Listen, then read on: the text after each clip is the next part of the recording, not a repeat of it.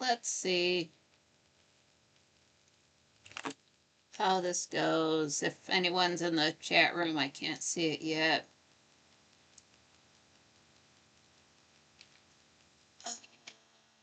Turn the fuck on.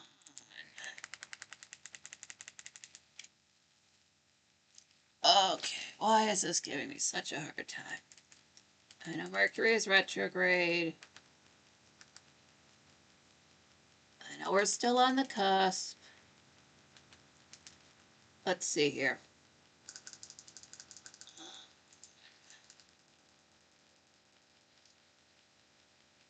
Okay, why is this giving me such a hard time? I know Mercury. Oh, now the audio is fine. So fuck you to Logitech or Streamlabs or Windows 11. Now I get to spend. Now the show's gonna run over. It pisses me off so much.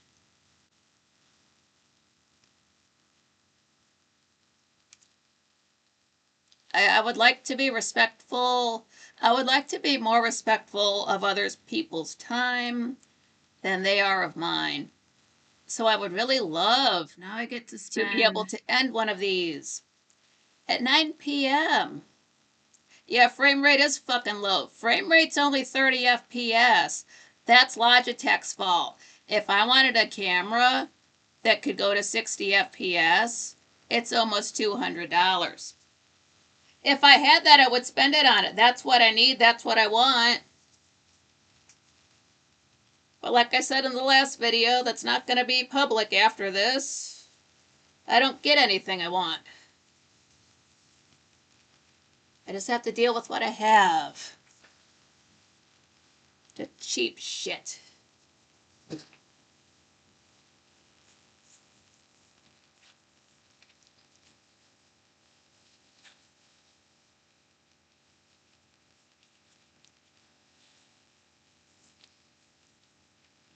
Nobody hates this frame rate more than I do.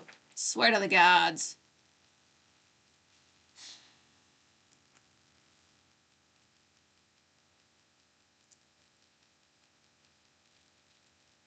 I really feel it at the end. Like my hip really feels it. After 2.5 hours. Like, I don't sit in this chair to watch, quite frankly. I lie in my stomach.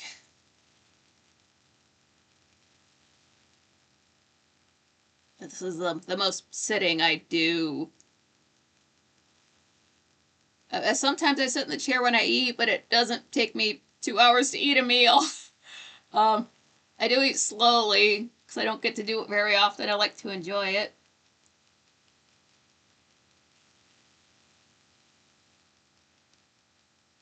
Yeah, one of these days it would be nice to go live at 7 and be done at 9.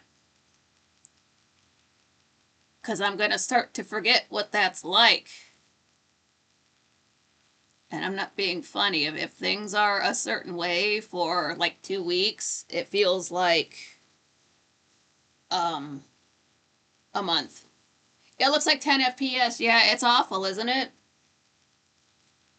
Thank Logitech. Email them.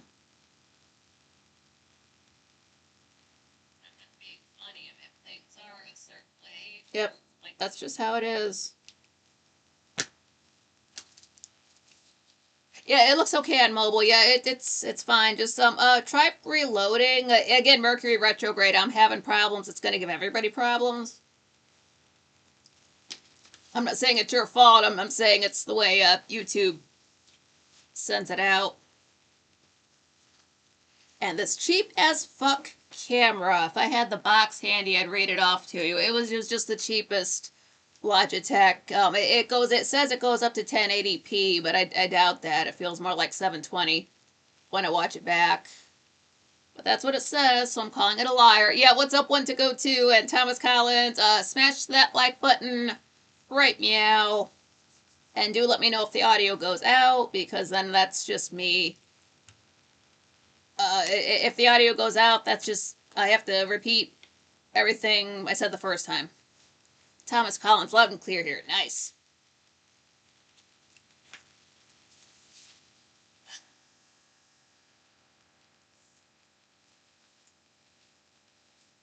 Nothing pisses me off more than when a show runs over and now my own show is doing it.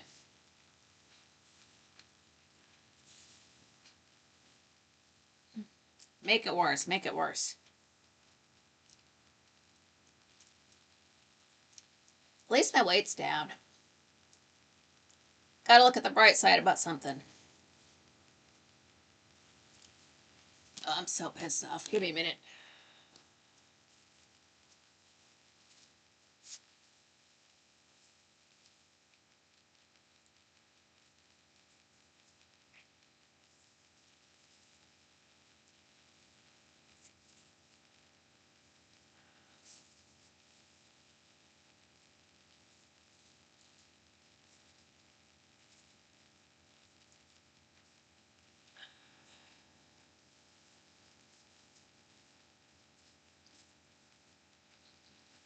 It's less about the technical difficulties and more about the fact that if I get them,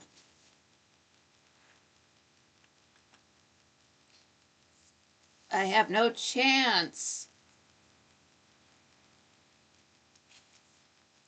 of earning that night. Technical difficulties do not equal super chats.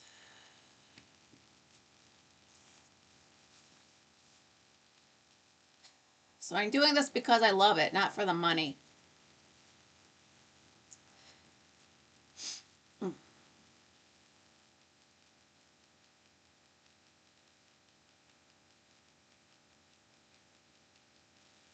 Yeah, I can't fix the frame rate. I can't afford it. Pardon me.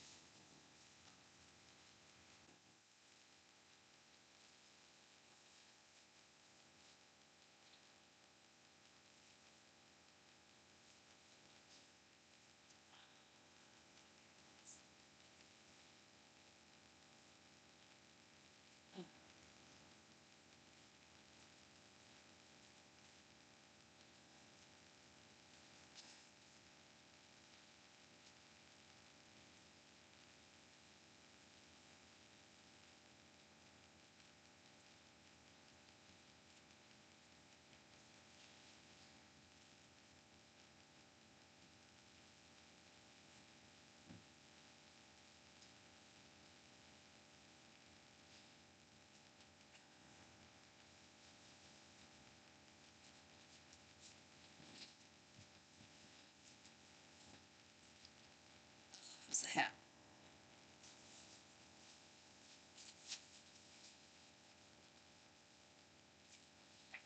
I got 19:37 p.m. here. Not p.m., just 19:37. Want to go to BRB, yeah.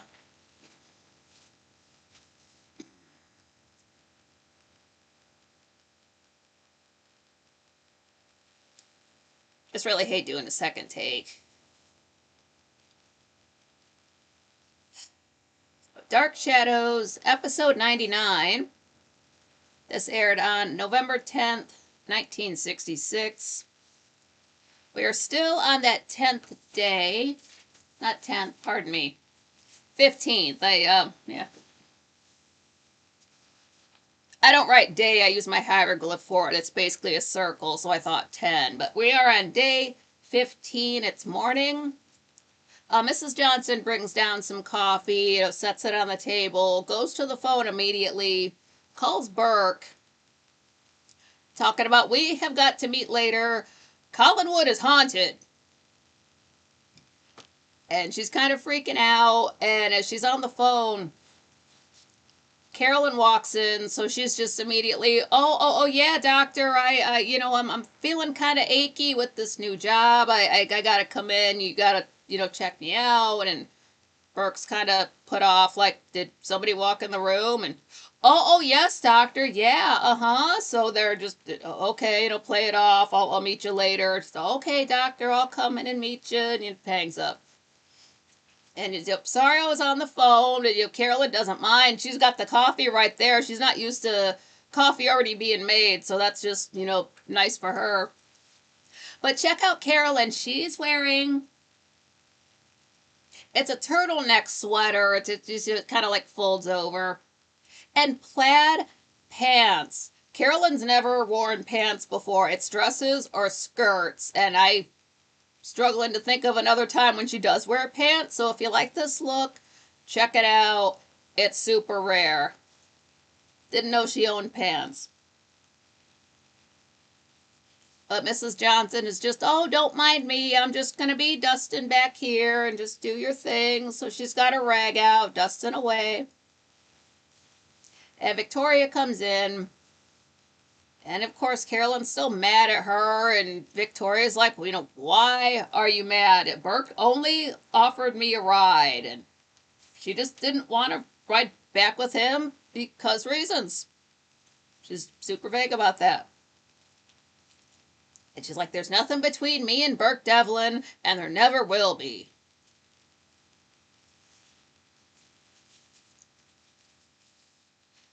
And Carolyn notices that she says, you sound like you're afraid of him.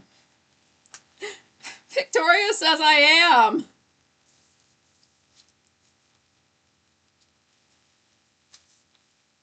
So over in Burke's room, Mrs. Johnson's there. And she's just had it. We've kind of never seen her like this before. She's like, I cannot stay at Collinwood. There was crying behind a locked door. Burke's like, well, it could have been vents carrying sound. And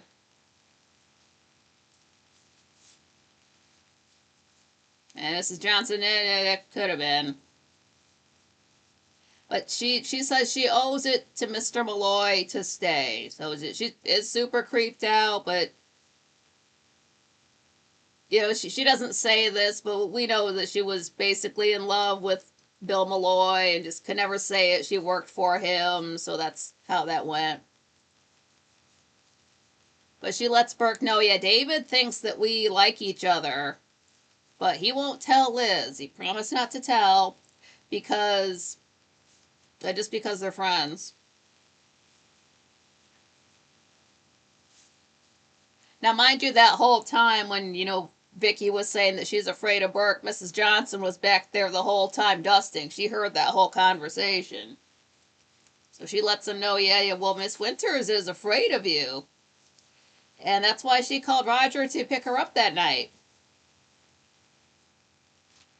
And Burke's honestly confused. He's like, that's why? What did I do? Like, he really doesn't know. That could have been anything. But he can't think about it because there's a knock on the door. Nobody can see them together. He has Mrs. Johnson hide in the kitchen. Just go in there, be quiet. But open the door. It's Ezra, one of those four fellas that work for the Collins family at the cannery, like the higher up guys. He's just coming there to let him know he's representing all four of them when he's saying this. But, we all got together, decided we're going to turn down your offer. Said, we know you want to put the Collins family out of business. And you only offer that to us because there aren't men like us in Collinsport. You're not going to find guys that know the business side of the cannery business like them. Not in that area. He's going to have to go way far afield. So that's all he has to say. So he just leaves. Like, sorry, we don't want it. So Burke's thinking, okay, I'll just get at the Collins family another way. So he picks up the phone, gets in touch with Carolyn, and invites her to the Blue Whale at 7 p.m.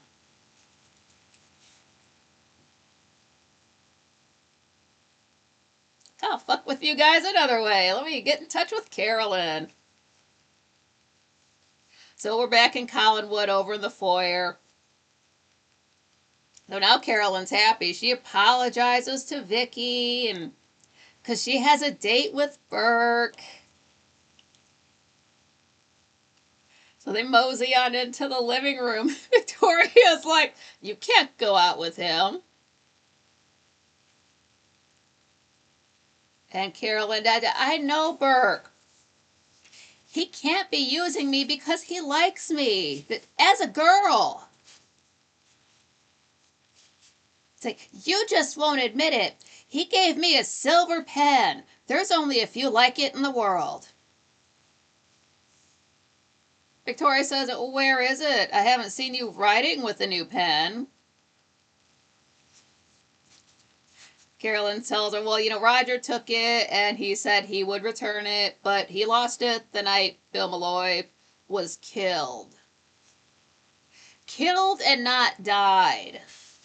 Usually they say died, they think it was an accident, but she says killed. And we see the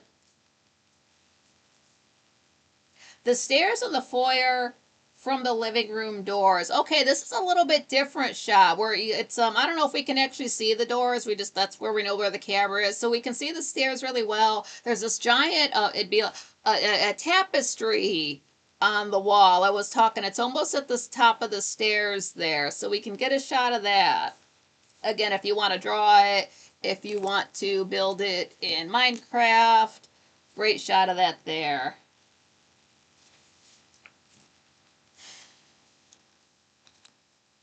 I think this is how I lost 4 pounds in 1 week, all this exercise.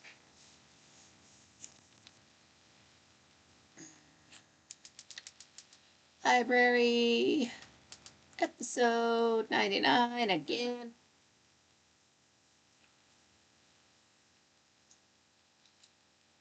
I think this is how I lost 4 pounds in 1 week, all this. There we go. Got through 1 episode.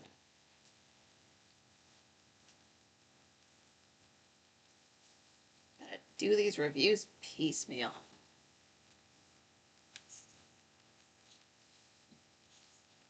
Oh, speaking of long videos.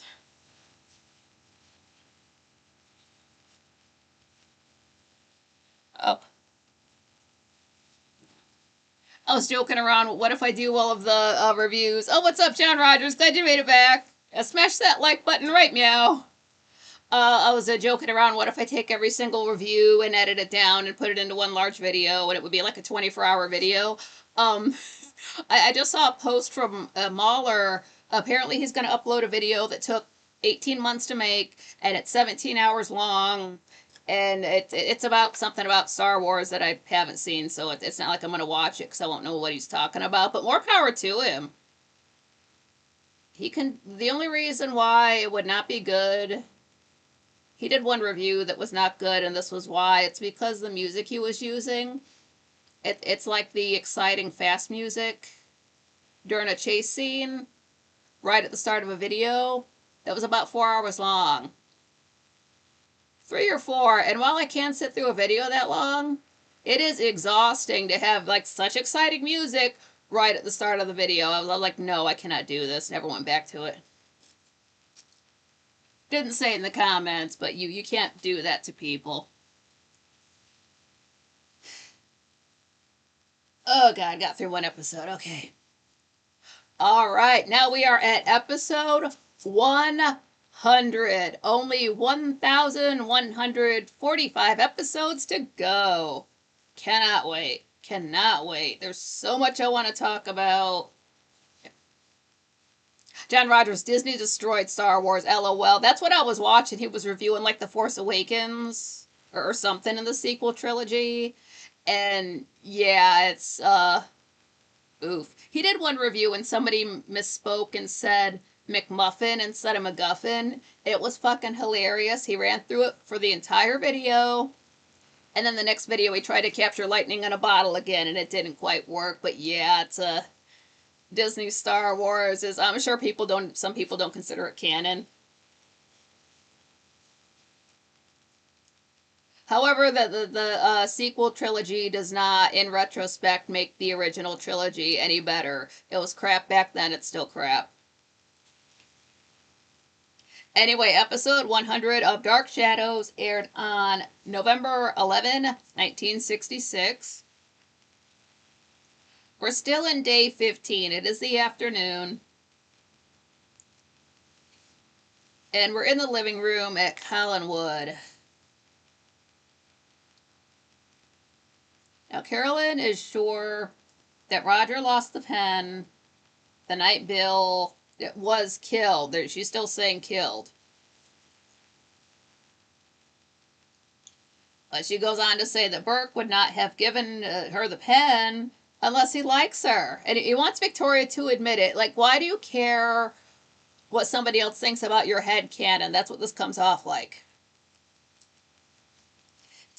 Goes on to say that you implied he's only using me. And Victoria's just like, I just don't think you should be meeting up with him. Just, well, she's trying really hard to talk her out of it, not doing a good job. Just, well, it's a small town, and, eventually your mother and your Uncle Roger will find out. Carolyn doesn't care. She's just, I'll deal with it. And, of course, who's eavesdropping? David. And he's going to tell Roger. Of course, he had to, tell Carolyn that. I heard what you said. I'm going to tell. That's just how he is. Children do become, like, they go through, like, a heavy snitching phase. I guess he's at that age.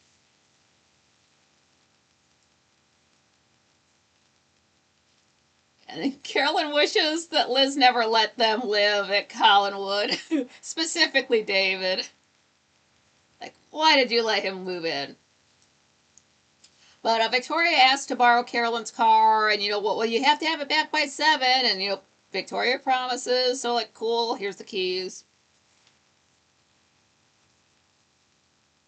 This is a little bit different. We see a car pulling up. It's the exterior of the Collinsport Inn. And just Victoria just, pulling up, parking the car, parallel parking.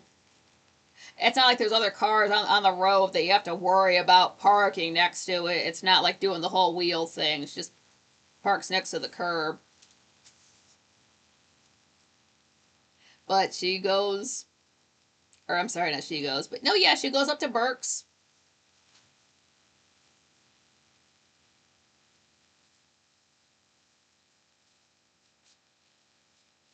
And Victoria's saying that she thinks Roger killed Bill because he was at Lookout Point. So Burke says that Bill must have found the truth out about 10 years ago with that accident, and Roger had to keep him quiet. And that's when Victoria lets him know, well, that's when she found that pen at Lookout Point. That's how she knows Roger was there. And Burke asks if it was silver. And and mentions that he gave it to Carolyn and Roger took it, then he lost it. And then Victoria says that, yeah, she knew it was Burke's pen. And that's when Burke realizes, like, Mr. Blair's pen, he knows she saw it. He's like, that's why you wouldn't ride back with me. And Victoria did not know that he gave the pen to Carolyn. He just found that out this afternoon. But she can't find it now. Nobody can. And then she does mention that Roger saw Victoria with that pen before she knew what it meant. And Burke's, he's just sure that Roger has destroyed that pen by now. And Victoria mentions, yeah, Roger did not want her to mention that pen at all. But she can't go to the cops about this. She can't change her statement because she really does not know what time Roger left that night.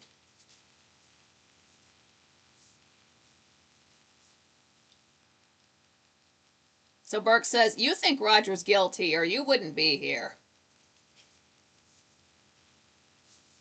So they get a lot of miscommunication and confusion sorted out in that scene. All right, we're back in Collinwood in the foyer. Roger has a coat. It's got this a striped lining on the inside. Lots of stripes. I think this is when he's wearing all of his stripes. He's got that coat with the striped lining. The shirt that he's wearing, it's got these like super thin, like the button down shirt part. It's just like these super thin stripes, lots of stripes. He's skinny enough. He doesn't need to make himself look thinner. But over in the living room, there's David there. And he's just sort of vaguely just sort of asking a non-specific question. What if I made secret plans against you like Carolyn has with Burke? And Roger's got his drink. So it's like, where is she? So we hop over to Burke's room. Check out the coffee cups. Those are the mugs from the police station. They're maybe it's like basically a lighter color. Then it has like these thick, like sort of strips of color going around it. Those are from the police department. What are they doing? I would call that a continuity error. We only see those one spot. And Victoria is like pouring coffee for both of them. I swear her coffee must be half creamer, like have some I have a glass of milk, like just pouring all this cream in there. My God. Maybe she doesn't like coffee. I don't know. Was it coffee creamer back then, or did they just put milk into coffee? I realize I don't know that now. It doesn't matter. Just drink it straight.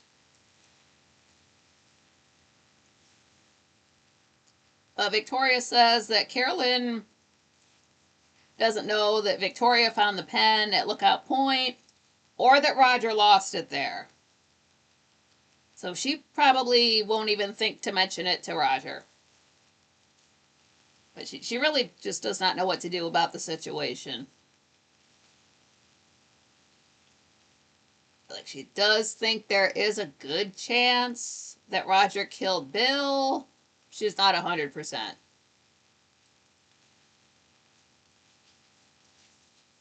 Coffee mate, yeah. They can't have coffee mate, they're English. Yeah, it's always like, of course, nothing name brand. It's always in like that little, like if you go to a restaurant, they just have creamer in the little thing and you pour it. So it's not like they're getting a carton out of the refrigerator or anything like that. Same thing with sugar. There's just like a little bowl with sugar. So if they put that in their coffee, it's just there. And no name brand.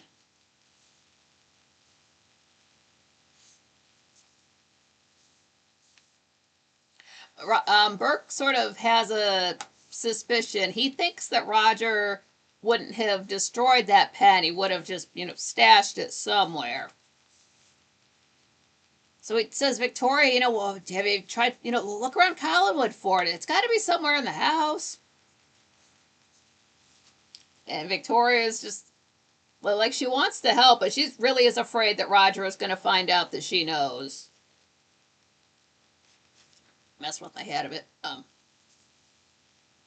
Burke's like, it's fine. I would not let you go back to Collinwood if I thought it was not safe. I want to go to the first commercial coffee creamer was introduced in 1950 as a shelf-stable alternative to milk with the popular brand Coffee Mate launching in 1961. There you go. They've got coffee creamer. What the hell's the difference between coffee creamer and milk? I don't know, but maybe creamer is heavier. Is it like whipping cream to make whipped cream? I don't cook. I don't know. That's cool.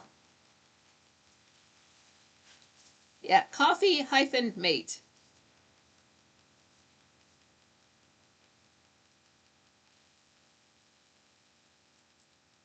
I don't know. I guess if you want some extra calories in it, I don't know. I just I drink my coffee black.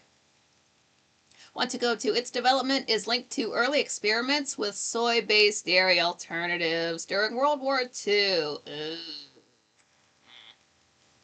Really glad I don't touch this stuff now. Thomas Collins, you are so cool. Oh, thank you. I try.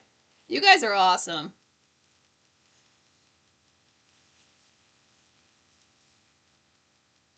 Okay, a new location. We are in Carolyn's bedroom. We've never seen this before. It's still like, every one of these bedrooms still has like these, windows you can open up, let the breeze come in. It's a bed, it's, with these, couple of pictures above it. Um, armoire off to the side. It's got one of these like almost full length oval mirrors so she can see herself in it, getting dressed and all this. It's got this super low. It's like way low to the ground, like lower than a regular chair or a sofa would be, but. It's got a back to it like a chair, but like the part where you sit on, it's really long. Like you can set your legs on it. I wouldn't call it necessarily a day bed. It's more like an elongated seat, but you can put, it's not a recliner. You just set your legs up on it. And it's like extra low to the ground. Like it looks comfy to lie on. It doesn't look like it'd be comfy to sit up from. That I want to go to in 1950. Melvin Morse and Dick Horn of Presto Foods developed Mocha Mixed Coffee Creamer, which was the first commercial non-dairy creamer. Ah, that's how they trick you with chocolate. I get it. Oh, well, Thomas Collins' mom does too. Oh, cool. I don't know. People have their preferences. You notice the folks struggling to lose weight are the ones that gotta load down their coffee with all the extra calories and the sugar and the creamer and the this and the that and the, yeah. Yeah, I wonder why. But Carolyn, she's got her date later on, so she's got to be trying on clothes. Roger comes up there because, David just snitched. And he tells her, it's like, well, Burke is trying to destroy the Collins family. He's dangerous. Carolyn's just, I do what I want. And Victoria called him dangerous, and she tried to talk me out of meeting him. And she was surprised that Burke gave me a pen.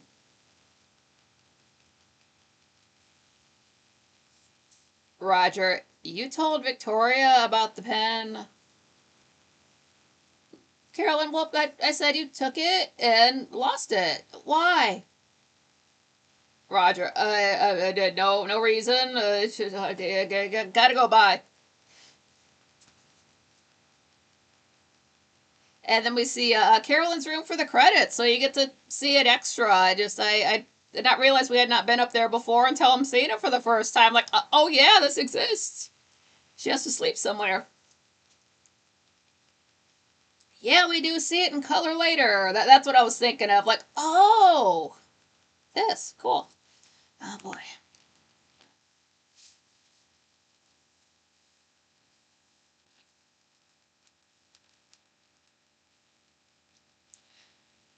Gamers and YouTubers were not meant to stand up this much.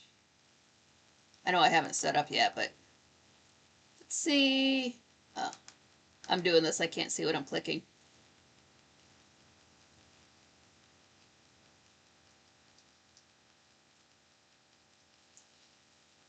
Gamers and YouTubers were not meant to stand up this. Okay, there we go. Cool. Exit.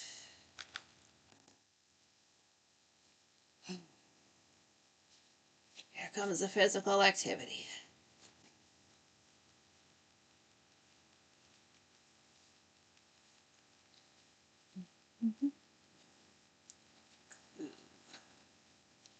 Oh, and to go to says Preem, first marketed in 1952 and made from dehydrated cream and sugar. It did not dissolve easily because of the protein in the milk. Oh, is that why people don't put just straight up milk into coffee? Oh, Yeah, I would assume it's having to do with how things mix together or don't. Okay, folks must have been fiending for coffee. So does that mean if you go back before World War II, you had more folks just drinking straight black coffee? I mean, I know people put sugar in it and other that all kinds of stuff. That's something too. Like as much as I can talk shit about people putting cream and whatever in their coffee, don't fuck with somebody about the way they take their coffee. Like if that's how they want it, just make it that way. Just deal with it. You could talk about it later. Just let them drink it then. I want to go to 6 years later in 1958. The Carnation Company developed Coffee Mate that easily dissolved in hot liquid because it replaced most of the fat milk with vegetable oil and reduce the milk protein. Ah, damn you, Carnation.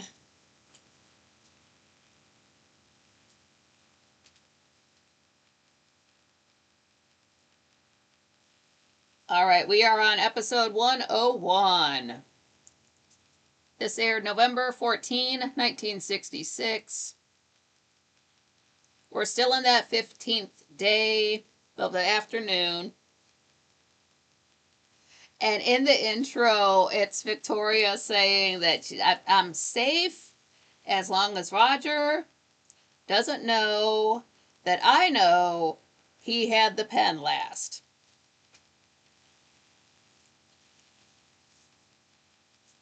So we are back up in Carolyn's room. She's so cute with her hair up. It looks so nice. I don't understand how this happens. Like it's like it's up in a ponytail, and then it's like stuff comes out of the middle, like the hair comes out, but it all stays together. I can describe it, but I don't know if I'm describing it well. But it's you have to see it for yourself. And I don't know what products people had to use back then to make everything hold still. With their Lego hair. Gotta love it. It's so cute. And of course, with the bangs a little bit off to the side. Oh, I want to go to goes on TMI. Shortly after the commercial introduction of Rich Products Coffee Rich,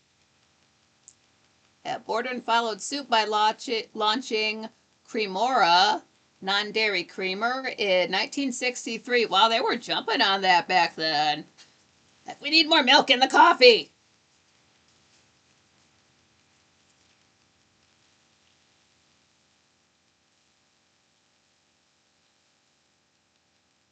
But Roger's up in Carolyn's room.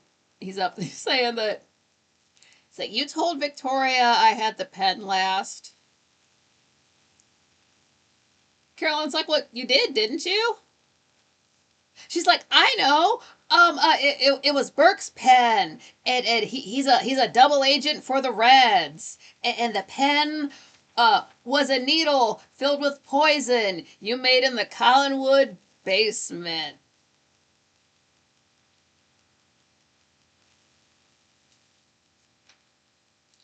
This is another reason why you want to watch the beginning. The whole a needle filled with poison you made in the basement.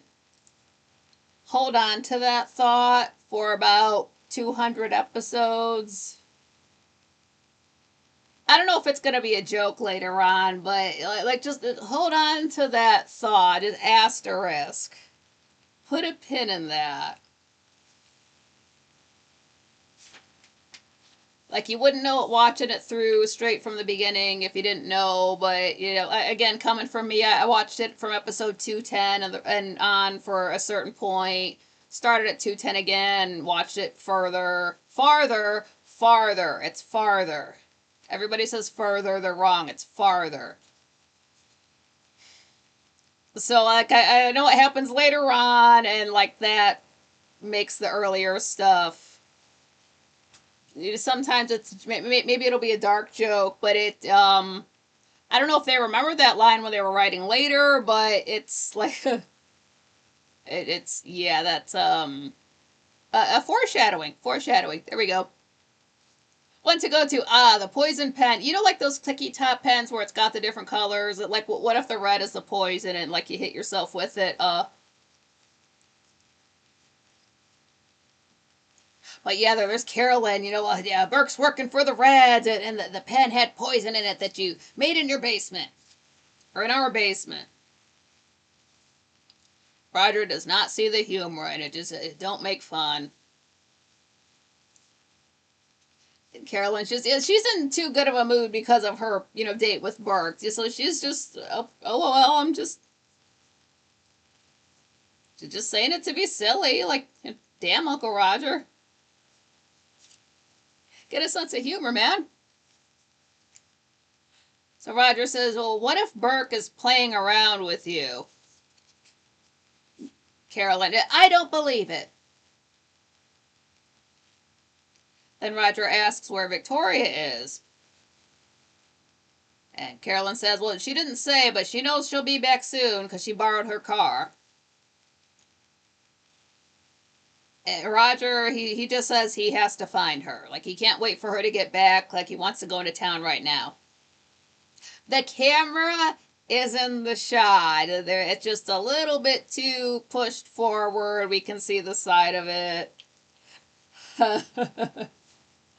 I like that because otherwise I wouldn't really know what a studio camera looked like back then.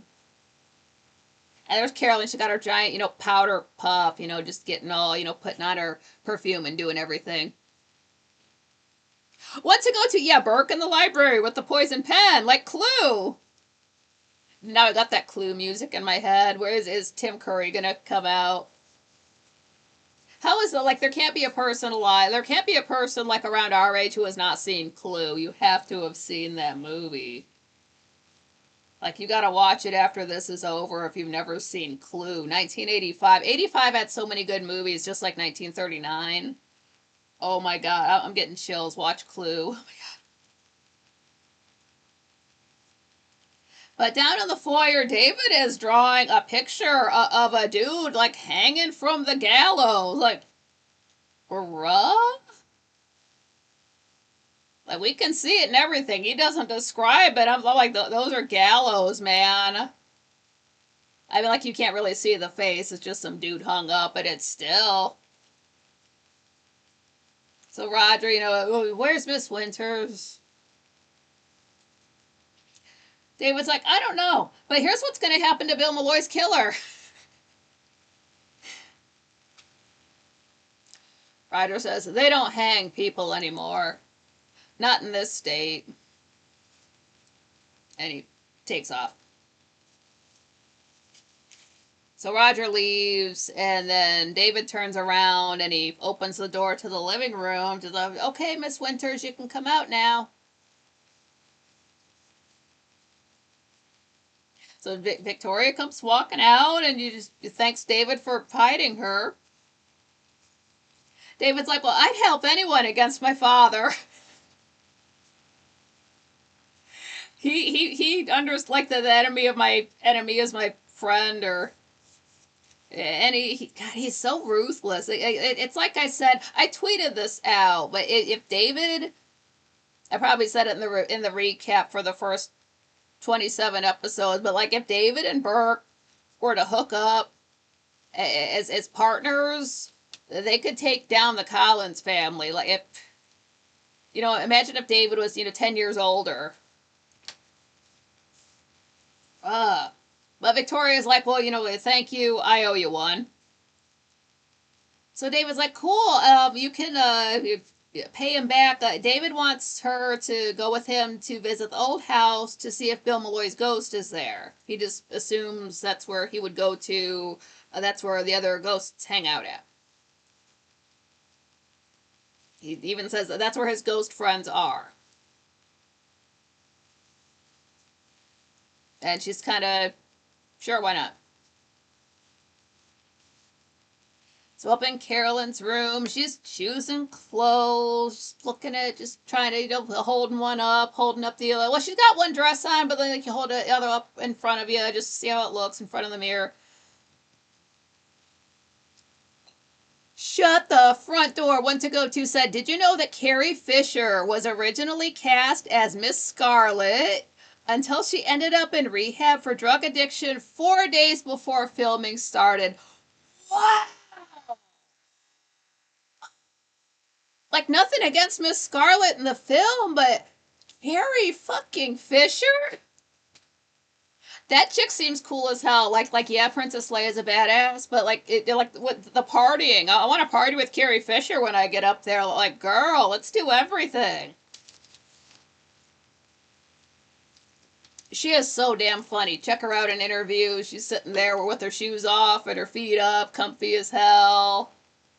Man, I like me some Carrie Fisher. Just a straight up chick. Some people like to just real talk at you. And like, yeah, our mom just kind of let her do whatever the hell she wanted drug wise. Like, hey, if you want to party, do it, get it out of your system, whatever.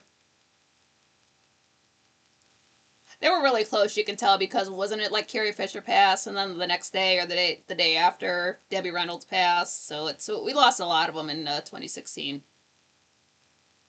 They didn't have to suffer without her or something, but oof. Oh, and to go to Fisher called the producers and agreed to work furlough, which received approval of her clinicians and the producers, but was vetoed by the production's insurance company. Yeah, insurance. Yeah, I get it. Yeah.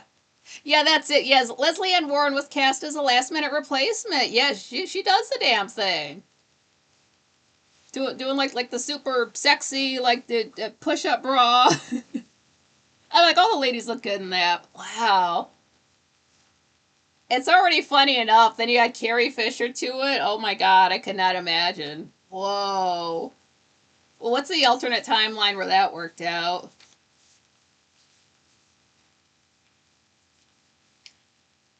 But yeah, Carolyn, she's got this like loose. It's got like sheer fabric, light colored, long sleeves, and it's got sequins at the collar, at the collar and wrist. That's really the only. Just loose with sequins and long sleeves, just sheer, very light looking summertime dress. Again, we don't know what time of year it is yet. I want to go to also the secret passages in this movie led to the same rooms they do in the board game. The kitchen leads to the study, and the conservatory leads to the lounge.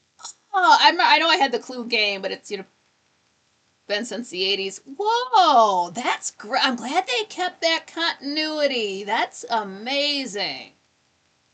That's the attention to detail you just don't get nowadays. I love that. You can tell they like the game. Wow, good on them.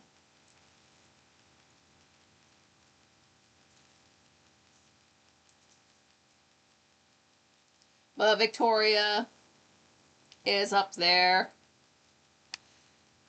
And she's saying how it's strange how Roger doesn't care that you're going out with Burke Devlin. And Carolyn's like, yeah, where did you go? Victoria, oh, I went to the drugstore for some lipstick. And then they're just having this little girly conversation. Now, Carolyn's saying that she wants to try a lighter shade of lipstick because that suits her better. And Victoria is saying that darker shades are coming back in. While David's eavesdropping. I hope they aren't going to start doing what they did in the early to mid 90s, where like all these women were wearing a shade of lipstick that was just a little bit too dark. That was a thing for a while. I'm glad it stopped. Want to go to between takes on set, some of the actors would play pool in the billiard set. Leslie Ann could not partake in these activities because she wore an extremely tight corset that restricted her movement. Yeah, this lady is she rocking that figure, but yeah, just I guess that's why. Like, try bending in that a bunch. That's not gonna be fun. Oof. That sucks. Like, I know how to play, but just I can't. But can't even tie my damn shoes.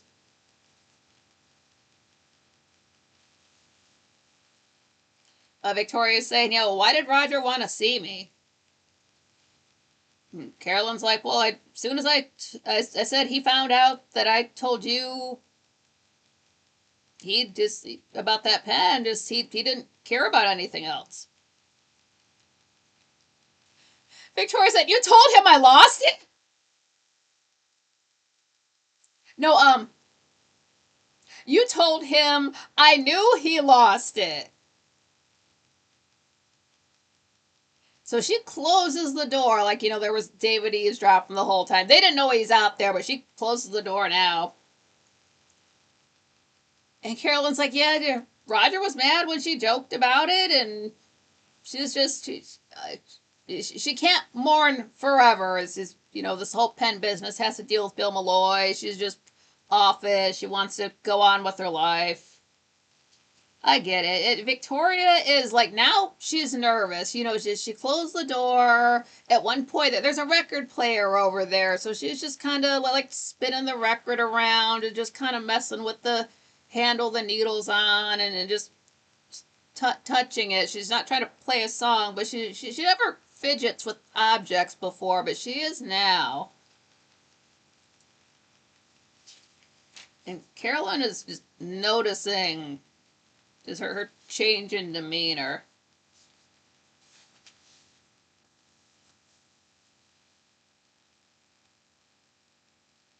I Want to Go To said it was John Landis's idea to have 3 different endings playing in different theaters. His reasoning that if the audience caught on to this gimmick, they would each go see the film 3 times. His plan backfired as people decided they didn't want to pay 3 times to see the same film. I have heard about that, yeah. That was back when folks obsessively went to films, like someone like myself. It is an interesting idea. I get that. I kind of do like when you do watch the movie. It does have but wait, it could have ended like this, or wait, it could have been. So it's like, how many times is this going to happen? But now we're in it's the exterior of the blue whale. We haven't really seen this before. There's other regular homes sort of in the background. So it's like a super long building. It's 1 story. It's got a chimney. It's just this squat little building, sign that says the Blue Whale. And Roger walks in. I realize now that it's a rotary phone and we can see it. I can just count the circles and figure out what number they're dialing. So he goes in there. He dials 4333. And he gets to Sam asking if Victoria's there. No, well, give me a call if you see her.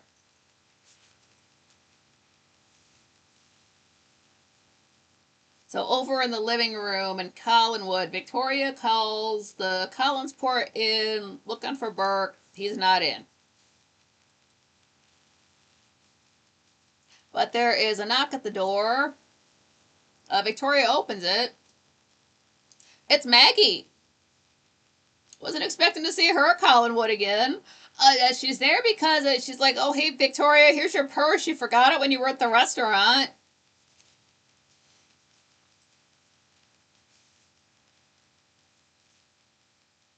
And Maggie's wearing, it's a long sleeve turtleneck and a darker colored skirt. And the thinnest belt you ever saw. This has to be a centimeter. It can't be an inch, maybe half an inch wide. It's honestly the thinnest belt you've ever seen in your entire life. She's got her hair down, and they walk into the living room, and she drapes her coat on the couch. Pearl earrings, little tiny, like the same way Carolyn would wear tinier pearls. It's just little pearl earrings. And she asked Victoria, you left your purse. You seem so upset. What was going on? And Victoria's like, I know something that I shouldn't. Like, who killed Bill Malloy? Maggie's like, you shouldn't say that. And she kind of goes off on her a little bit. You come into Collinsport, and act all nice, but all you've done is stir up trouble since day one. It's like the Bill Malloy thing. Everybody else in town thinks it's all like because the coroner said it was an accident. Everybody in town thinks it's done with. So here's Victoria still talking about it. It just all it does is upset people. Mags doesn't want to hear it. I call her Mags sometimes. I know it's Maggie. That's what I write. That's my shorthand. I'm not talking about the Frankly Mags. It's just different.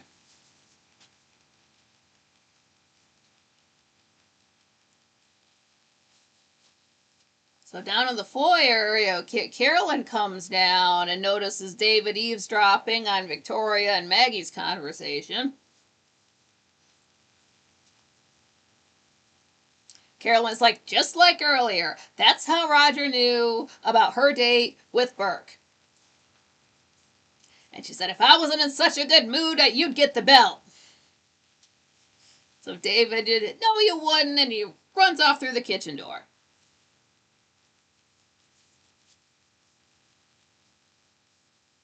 So Victoria asks Carolyn to ask Burke to call her. Carolyn did, sure, yeah, I'll tell him. And then we see it's the exterior of Collinwood. There's that one side entrance, and Roger is just, going inside through that door.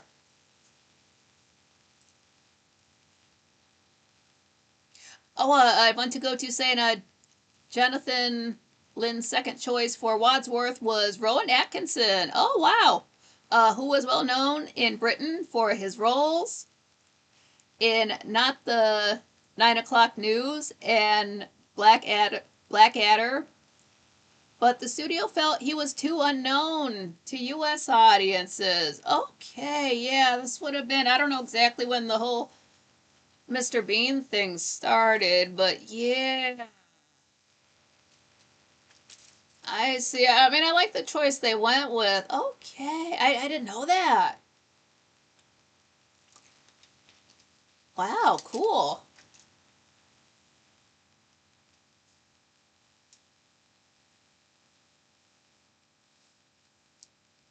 So we're back in the living room, and Maggie wants to know what Victoria knows. Like, why would you even say this? You better start spelling it.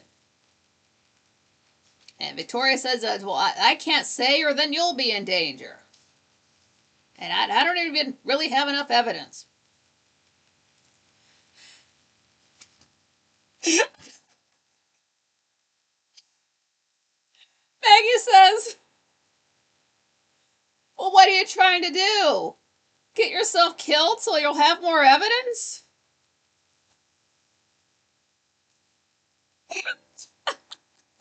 Why'd you do that? I think that's the funniest thing, Maggie's just had some good, well, just being so sincere. She's not saying it for comedic effect. Oh my god, I laughed my ass. But Victoria says she promised Burke she wouldn't say anything about it yet, and that Bill's death is connected to that accident Roger had 10 years ago.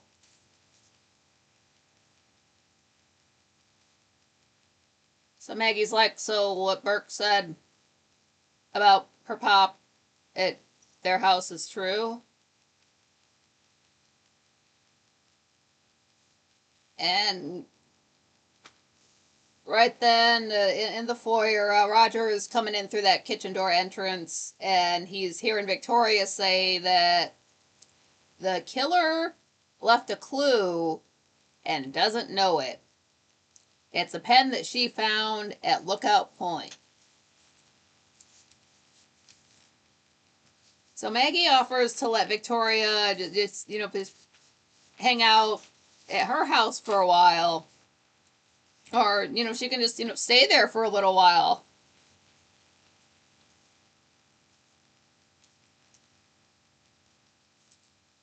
And Victoria just kind of seems like she's not going to take her up on that offer.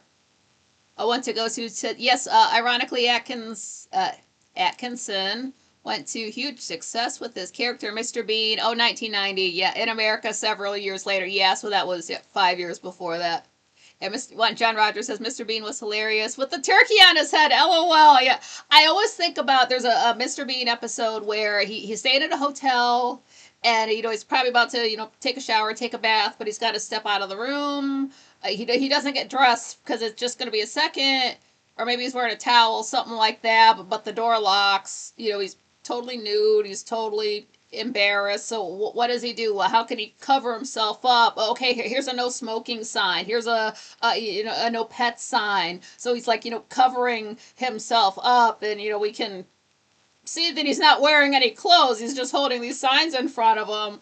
But as he's going, he's maybe he's losing them, so he's got to find different signs. So what he has is he's got a sign that says exit only, and he's holding that behind him. It's either no entry or I think it's exit only, and I always think that's the very first thing I ever think about. That's an exit only. It's the back door. It's not for entering. Oh man, yeah. I like the character Mr. Bean. Well, let's we'll not get on to the actor. Nowadays, ever since 2020, you gotta reconsider, folks. This is great. Check this is not if I blink if you'll miss it. Just I don't think the camera crew thought anybody was going to be looking off to the side because we're at the Collinwood doors, the exterior, like at the front door. And I know it's the foyer because onto the side you can see printed the word foyer. Like they didn't realize that was going to be in the shot, so we can just see like the wood that everything's made out of. And then you see a number 19 on there. So yeah, that's the foyer because I see it written right there on the wall. On the right side, yeah. What is this episode that there was a camera in the shot in Carolyn's room? Now I was getting confused the first time I watched this because I'm like, why are there extra people in the living room? Why are who did the that's not Roger. I don't understand what I'm seeing. What it is, if you look back now, it's Maggie and Victoria talking, but we can see back into the living room where there's a guy just standing there, and the entire fucking camera is pushed into the living room. So if you don't know what a camera looked like in 1966, there it is. It's this huge giant MFer. It's got to be 6 feet tall. It glides really smoothly when they push it into the shot accidentally. And then you see him get nervous, like, do we pull it out of the shot or do we just hold very still like a deer in the headlights? It's great. You gotta love the mess ups like that. They're usually not that bad. Love it when it happens.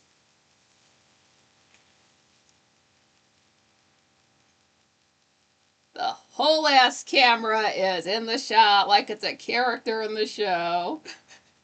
I'm like, wait, how did Roger get back there that fast? It's not him. It can't be Roger because it's Victoria and Maggie are just kind of just like, no, I'll stay here, I'll be fine, all this kind of stuff. Roger comes from the kitchen door, and he's like sneaking. He's like taking these very light steps, noticing the girls talking, and he's kind of walking around the outer edge of the room where the clock is and in front of the camera. And then he stops, he puts his back up against the wall. The right side of the wall. We've never seen that before. Like if we're looking through the doors of the living room into the foyer, we never see that wall. It would be the wall that's opposite the clock, that grandfather clock. We never see that. This is the first time we've seen that area. And there's just this sort of a emblem thing, like when you got some kind of seal and it's got these like swords. They're fake swords just like going through it. It makes me think of the part in Pirates of the Caribbean where yeah, spoilers for that, Elizabeth Swan, like the town's being attacked. She runs into a room. She sees these like swords, stuck through something on the wall. She thinks she's gonna pull one out and take it down, and like the whole thing just falls off the wall and it's attached. It's like that, but it's nobody messes with it. It's just up there on the wall. But the girls are saying goodbye. Okay, well, see you later. Yeah, yeah, all this stuff.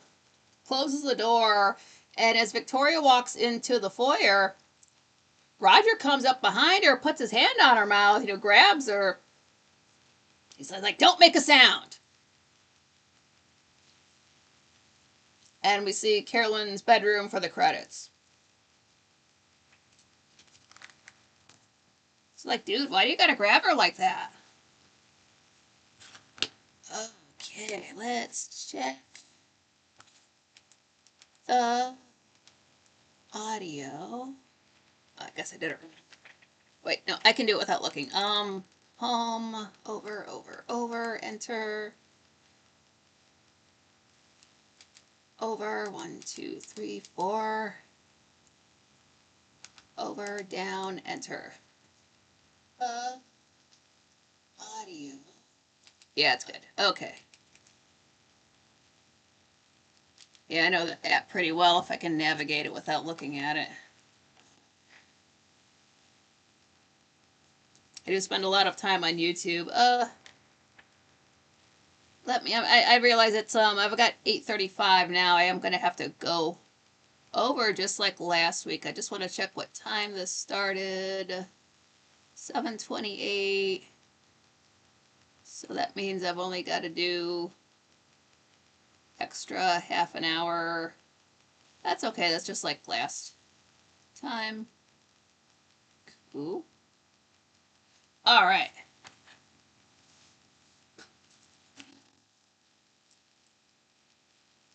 So episode 102.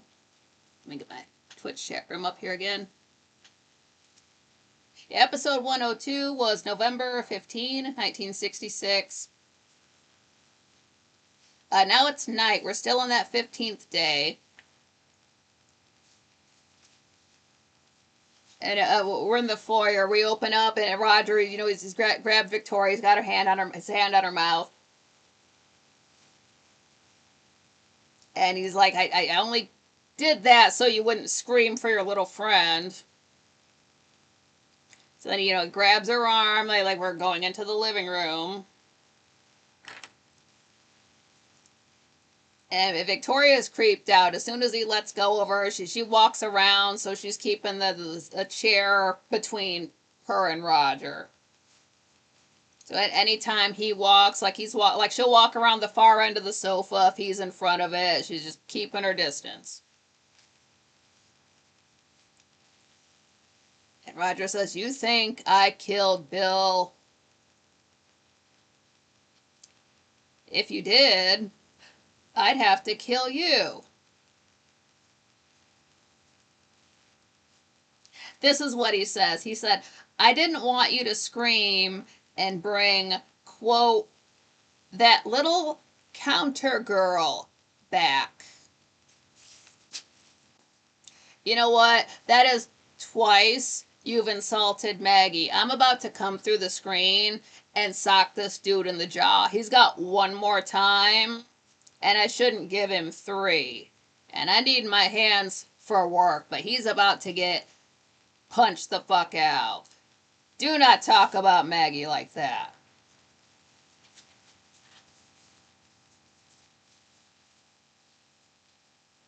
Rick. So this is how Roger's trying to cover his tracks. Well, I arranged to meet Bill up at Lookout Point, and Roger's saying that he did leave right after he spoke with Victoria at 10:30 p.m. And he only lied to protect Liz from another trial.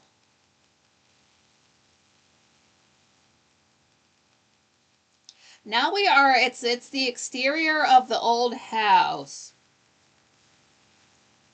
And David goes in, walks, again, this place has not been lived in or used for so long.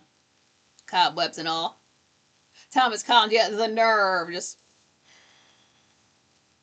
like I know Roger doesn't think anything of people, like just that he thinks of less than him, but you are not going to talk about Maggie like that in front of my face. I will go off. I know Joe was going to jump up and fight the dude, but he couldn't because he's dating Carolyn. I'm not dating Carolyn.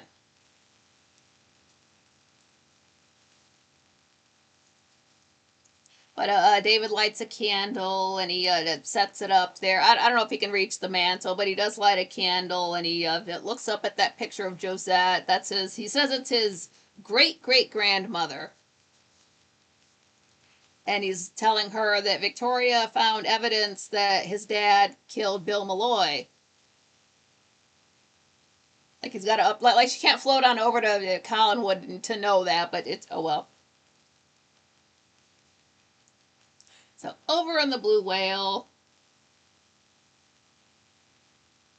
couldn't exactly tell what they were eating. I don't know if this is steak or what, but it's something. It might as well be. But Carolyn is saying that David told Roger about their date because he's jealous. You know, David was told he can't see Burke anymore. Carolyn's hanging out with him. Of course, he's mad. But she said she can't tell if Burke is being sincere.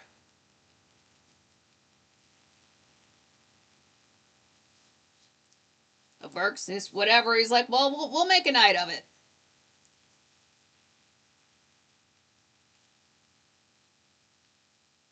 So back in the old house in the drawing room, David's saying, talking to Josette's portrait, asking, ask Bill what Roger did that Victoria found out about.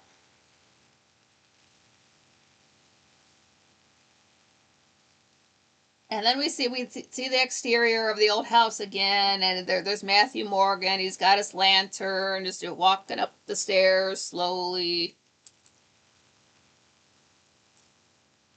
And he hears something as he walks into the door. So there's just some random ass long stick of wood there. So he grabs that in his other hand. Yeah, because he is left-handed, remember? Like he's gonna bash whoever's in there.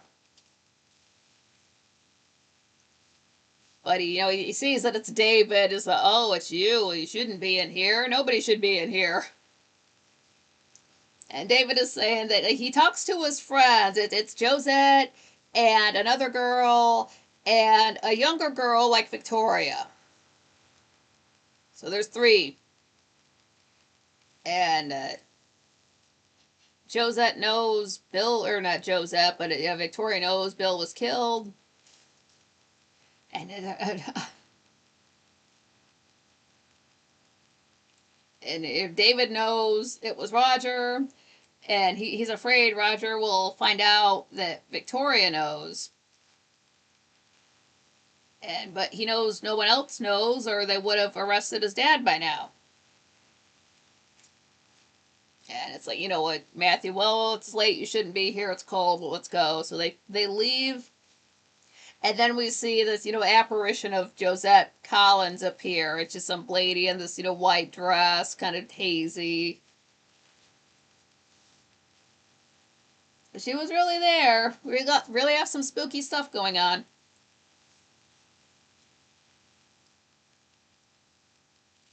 So at the Blue Whale, Carolyn is saying she thinks that Roger, has a thing for Victoria.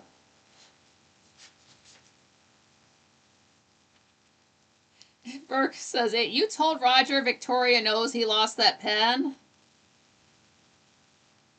Carolyn says, well, why not? Burke, no reason.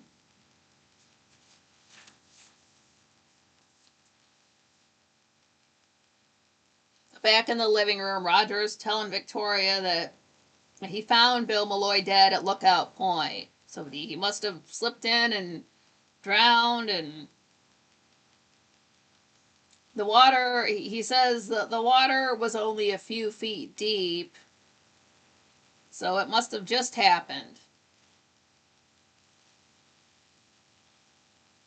Pause there. Remember how the sheriff was saying that it was high tide when Bill Malloy went in, so that's why they didn't search the beach, because there was no beach. It was high tide at the time. Roger's saying the water was only a few feet deep. I don't know if Victoria knows that, but we know that. Because he was saying that, I'm like, wait, I remember that other part. So the phone rings, so they're good. Anything done to this conversation, Victoria picks it up, and it's Burke, and he's like, pretend you're talking to Maggie. And he says that you're in danger. Carolyn let it slip. What happened? So I'm going to ditch her. I'll send a cab for you. And, okay, Maggie. Yeah, sure. That's a great idea. Gets off the phone. Then Roger wants to know what she thinks about his confession just now. And Victoria's like, well, that's a lot to think about. I'm going to sleep on it. Thomas for college. Yeah, Roger's a real ladies' man. Yeah, it's hard to believe his wife's not around. What could have happened between them that they are, not currently living together? Because she's not dead. She's just away somewhere. They're not haven't exactly. I don't think they've really said yet, but she just lives elsewhere and is not in contact.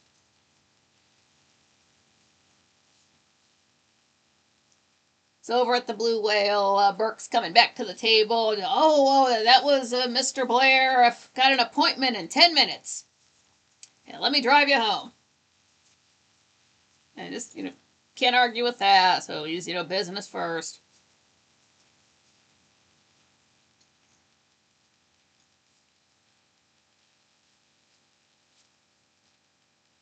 So over in the foyer, the Victoria is like slowly creeping down the stairs. And we can see Roger in the living room. They're pouring a drink. And he's just casually, just kind of looking in the room. He's not looking behind him at the foyer. And that's good because she's like, just got her eye on him, goes down the stairs, goes around the table, gets around, gets to the kitchen door, and sneaks out.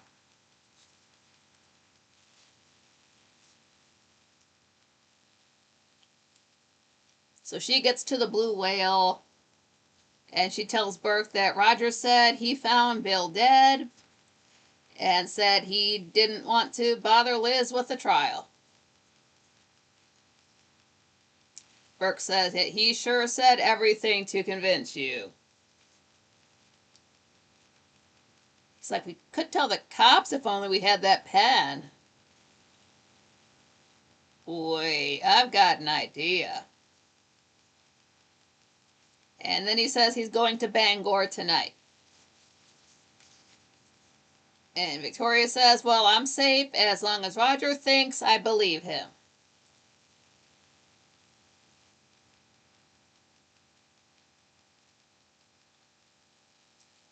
So later Sam comes in. And Maggie's with them. She's got this dress. It's got a square neckline. It's not like low. It's up higher. Like, you're really not going to find a bunch of low-cut dresses on this show. But a square neckline, pearls, and saying that Victoria has proof Bill was killed, but couldn't say what. She didn't say this, but Roger did have a motive. And then she told Burke. So then she asked her dad, says straight up, are you involved in any of this? He says, no. And Maggie says, well, Victoria said it's connected with that accident 10 years ago. Of course, Sam doesn't like the sound of that. He's not going to say anything, which you can tell when he's worrying. In the foyer, the clock chimes the half hour. We don't see it, we just hear it. This is the kind of clock that I could not live with a clock like this. Oh my God. It makes noise every 15 minutes. Like it's got to play a chime, whatever 15, then it plays like a little bit longer song at like whatever 30, longer song at, whatever 45, then at the top of the hour it plays like the whole, what a clock sounds like when it chimes off. It plays that little tune. That's how we know it's the half hour. Don't know which half hour, but just whatever 30. So Roger phones to Collinsport in, but they tell him Burke is out. So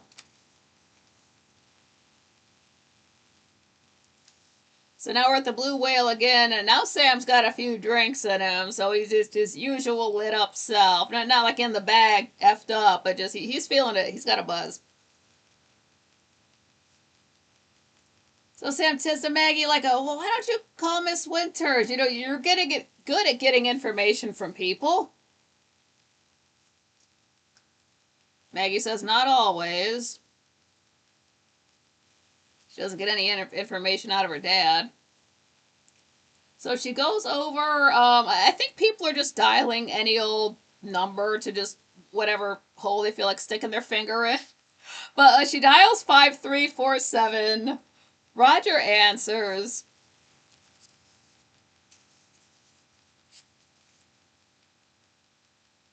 And I'm sorry, I should have said when Burke and Victoria were talking, like they left, and then Maggie and Sam walk in, so they're not all there at the same time. If I didn't say that, that's what happened. My bad.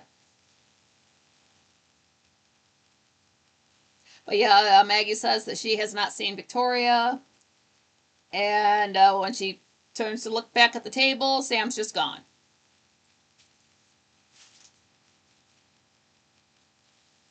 So over in the foyer, now it's Victoria. She's just sneaking in through that kitchen door. But she doesn't get too far because they're in the living room. Whereas Roger just notices her and just stops her. Just pours a drink. Well, where were you? Thought you were going to bed. And Victoria, I was at the Evans cottage. She was talking to Maggie. She says, it's nice to talk to someone who has no big problems to solve. Roger's like, I'll bet. So Victoria goes up to her room, locks her door. In the living room, Roger phones the Blue Whale, and they tell him that Sam was in there earlier with Maggie.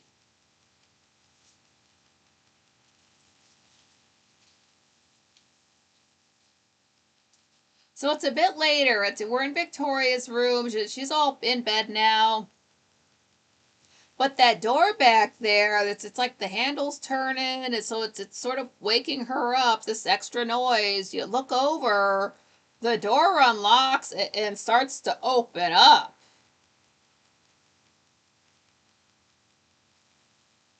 And so Victoria yells, the door closes back up. And then a couple seconds later, Roger walks in, like I heard you yelling. The door was unlocked. Victoria says, no, it wasn't. There's Roger. Oh, you must have dreamt it. By the way, Maggie's been with Sam all night at the Blue Whale. I suggest you get your story straight. He leaves. Victoria locks the door again. And we see her bedroom for the credits. Bruh, that is creepy. Do not be coming through my locked door. WTF. I realize it's 8:53, but I started half an hour late, so I've got to go an extra half an hour. If you do have to duck out at 9, smash the like button on your way out. Just checking my battery. It's good.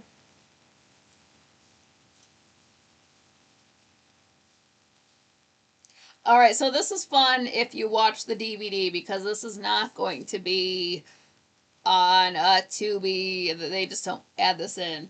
But we're on episode 104. This aired on November 17, 1966. At some point, every single episode that starts out, it's this little chalkboard, and it's dark shadows, air date, this VTR, a date before, because you have to record the episode before it can air. But at some point, it must have dropped because for a long time, in the corner where nobody has to write anything, there's like this black tape along it's like this, and then you get this black tape along the edge. Well, I guess they can afford a better chalkboard now. It's got it, it's not broken. It's got this real thick, nice border and a lighter color wood, and the whole like the VTR that's like printed on there, so nobody has to write it by hand. Like the hashtag is to the side for the number. So I'm glad their chalkboard budget increased after 104 episodes. Like, guys, this looks like shit. I'm tired of filming this. Just go out and buy a new one. How expensive are they? But we are on day 16. It's morning. And we're in the living room. Victoria is super upset. Someone unlocked her door last night. And she's saying this to Liz. Roger heard her scream. Liz, she's got that fiery looking brooch that it looks like flames are curling around something that we can't see. It's just so cool looking. And she's wearing pearls. And she's saying, well, she'll have Matthew put a new lock on that door, and then Victoria will have the only key. One to go to, yeah, let's do another episode. Oh, damn, let me check the audio. Just in case. Why did I take that whole thing off? 1, 2, 3, enter. Whoops. Go back. 1, 2, 3, 4, 5. Did I go too far? Over, down, enter. 2, 3, enter. Yeah, not tinny. Okay, good. Back, back, back, back, back, back. Off. Ugh. Oh, damn it. Like, I know it's 9 o'clock, but I know I couldn't get this particular episode going until like 7:28, so. When I upload these, it's gotta be like 2 hours long. I can't be doing an hour and a half long episodes. Just because I'm sitting here for 2.5 hours, the show doesn't know that. This show doesn't know that. Dark Shadows doesn't know I'm doing this.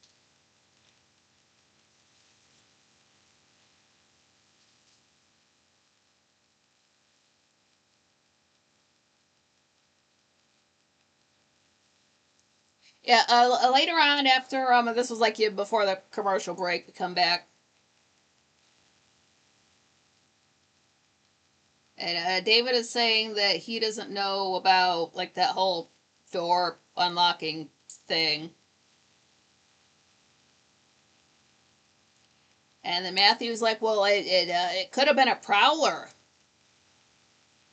But I lock up every night.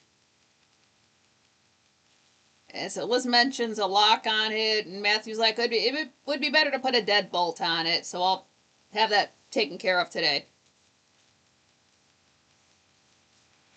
So then Victoria phones the Collinsport Inn, and then she remembers, oh yeah, Burke said that he would be in Bangor today. Okay, hangs up. And then she phones Evan's cottage for Maggie.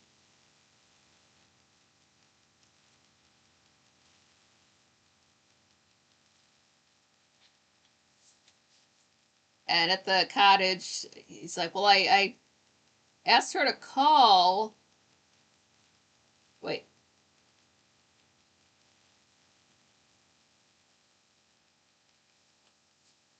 I think I just wrote my notes down in a confusing way.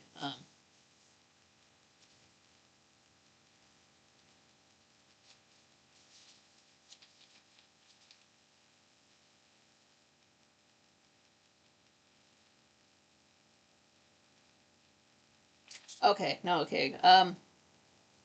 Yeah, Victoria asked Maggie to call her. Yeah, John Rogers. Yeah, have a good night. Take it easy. I know it's 9 o'clock for you. Understandable. These videos stay up. It's not like you can't watch them after the fact. Smash that like button on the way out. And don't forget your pants. You're going to need those all week. I'm not leaving yet.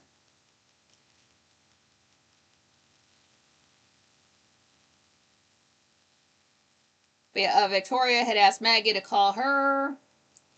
She has and Sam has information about that Betty's Hanscom picture. So Sam and Victoria arranged to meet later on at the Blue Whale.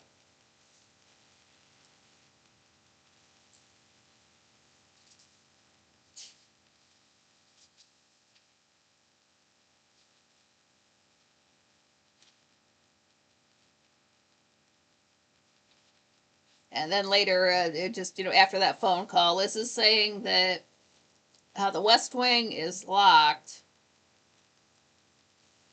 And then she gets on the phone. She calls Roger and just leaves a message for him to call her.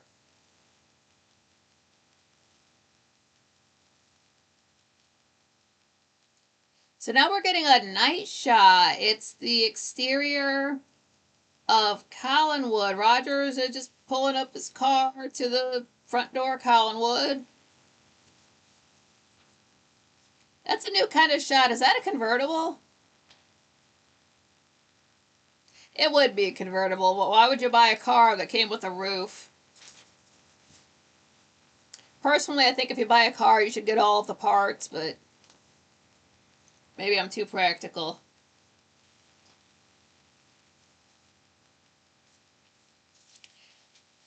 And he's not wearing stripes or corduroy, thank God. Ugh.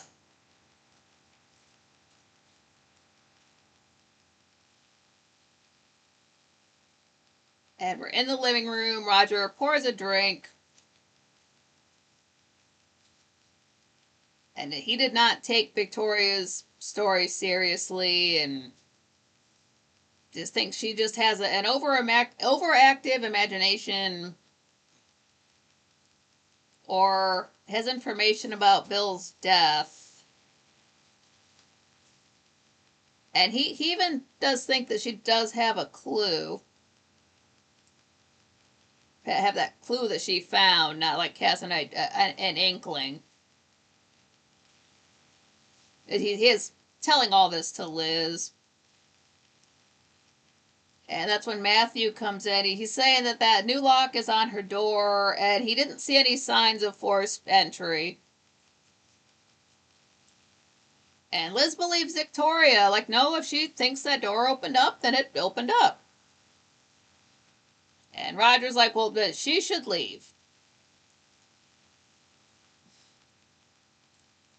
And then, but he doesn't want to find her right now. He wants to find her because something could happen to her.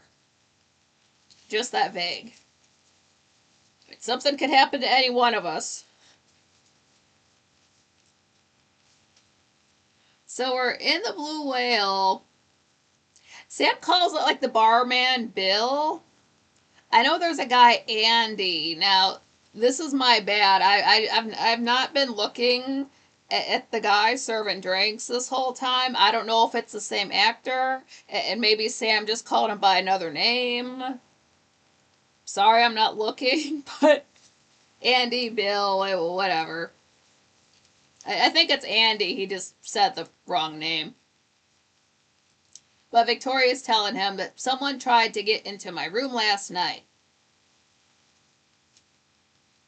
And Sam said, well, Maggie said that you have proof Bill was killed and it's connected with Burke's accident 10 years ago. Victoria says, I thought so. But tell Maggie to forget I said anything. Just forget all about it. And she goes to try to get up. Well, she stands up, and Sam stands up too. Like, no. Like, I've got some more to talk to you about. Sit down. So she just does. And he wants to know what she thinks she knows. Sam does not want this stuff brought up again. Like, he was suspected of being involved before. He doesn't want to go through all this again, so he's being a little bit more direct. Like, no, you think you know something, you're going to tell me. But Victoria's like, I promised Burke I wouldn't say anything until I spoke with him.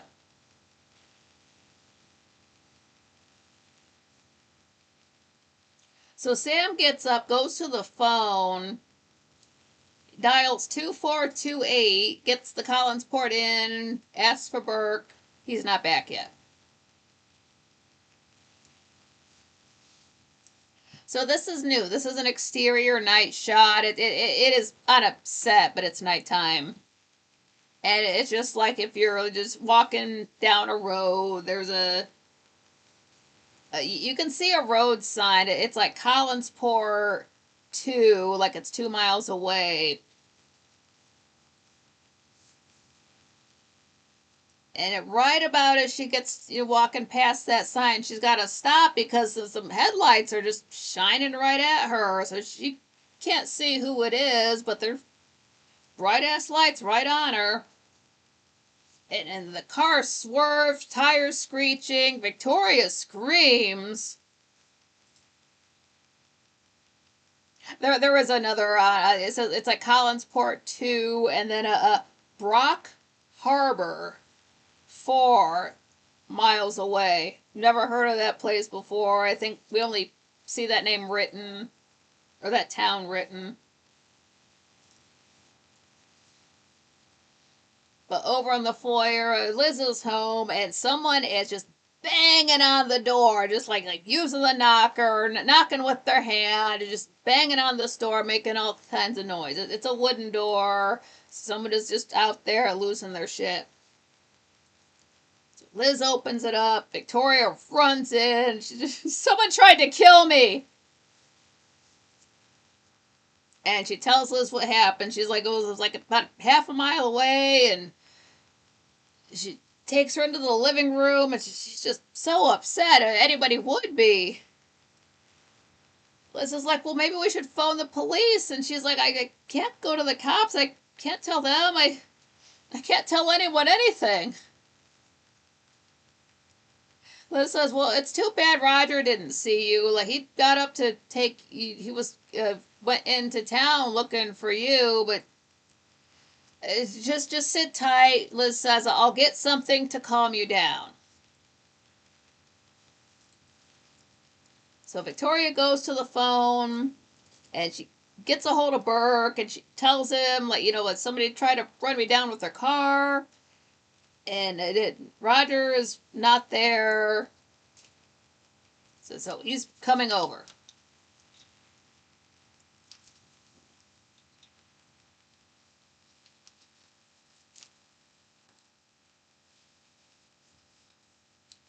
Gotta kind of pause here for a little bit of backstory.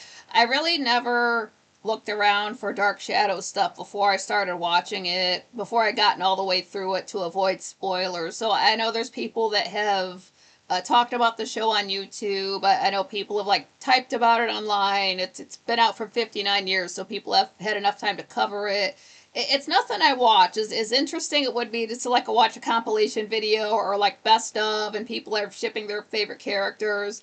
I haven't because of spoilers. But somewhere along the line, oh, that's just Puff and Swaley. Yeah, Minecrafters. But somewhere along the line, I must have watched some kind of compilation video.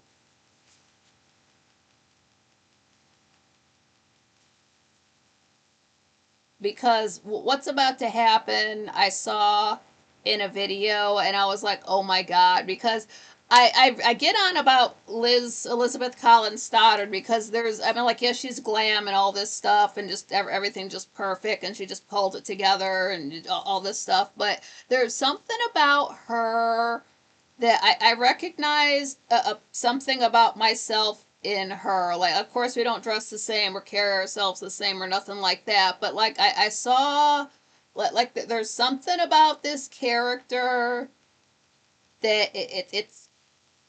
I don't know what gave me this feeling, but it's something about Liz that's gonna, she's gonna do something that I would do. I don't know what. It's like that feeling I told you I got about Mrs. Johnson, and then jumped to episode like 900 or whatever, and I'm like, oh my god, this is it. This is kind of like that. I had a feeling about Liz for so long, not from watching from the beginning, but from watching like 210 and on. Like, there's something about this chick, like that we have something in common, but I don't know what. Don't know what gave me that feeling, but I knew it. I knew it. I knew it. So I had watched some kind of compilation video. I don't know how or where or why. It must have been on YouTube. It could have been on Tumblr. But anyway, it's Liz, and she's offering Victoria a pill. I am all about a pill. I love nothing more than to bust down a line of a Perk 15. One of my favorite things in the world. I want that more than food. It's just, a Percocet lets me feel like the superhero I'm treated as. It gets rid of all of the pain, so everything's just mental, and I'm flying. Everything's great. You don't even have to do the whole thing. It's just enough to like get you there. But it's, I'm like, oh my god, that's cool, but it was black and white, and I had only seen color episodes, so I'm like, where the hell even did they get this from? Is this even from the show? Is this something that was cut? I had not seen the beginning yet. I didn't know. Thomas Collins said, I'm glad I found you before the other Dark Shadows channels. Yeah, I never looked that up. If other people are reviewing all of Dark Shadows, I don't know. I don't want to copy them. Losing my voice. Um, I don't want to be like another channel. I know if another channel does it, they're going to do it better with like cutaways and editing. I don't have those capabilities, so this is what it is, and that's fine. But I didn't want to copy anybody else's style. But so there was that thing about Liz. Here's some random ass clip. I didn't even know if it was real. This might be a cut scene. Who knows?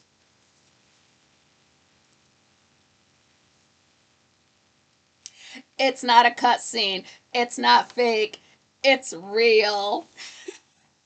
Again, episode 104. The pill scene. Liz comes downstairs. She's got a glass of water and a spoon. You got the pill on the spoon. Like, you take it out of the bottle, you don't touch it. So Liz walks up. Wait, exact quote. Yeah. Like, take this. I take them frequently. They can't possibly hurt you. So she's giving her a downer. That's how Liz does it. That's how she's able to maintain. Of course, she's got the money for it. My girl's on pills. Hell yeah!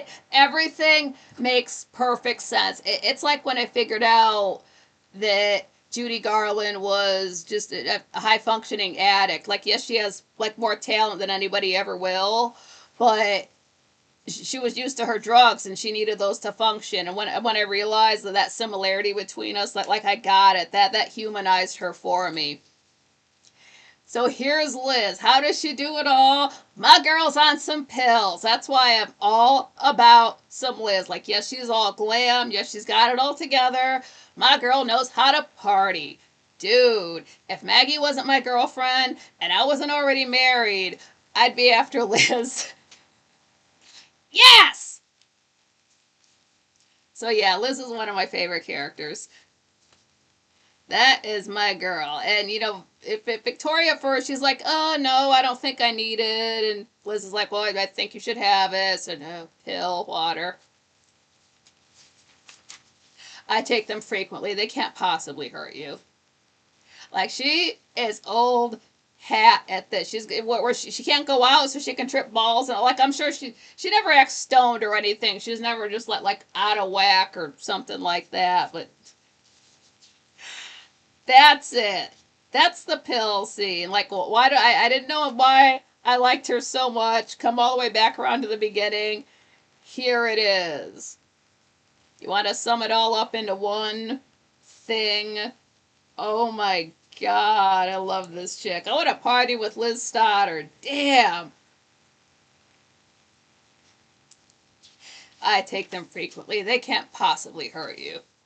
Like, that's only 5 milligrams. You'll be fine. I don't know if they had Xanax back then, but it did. That's a downer I think of. Love that.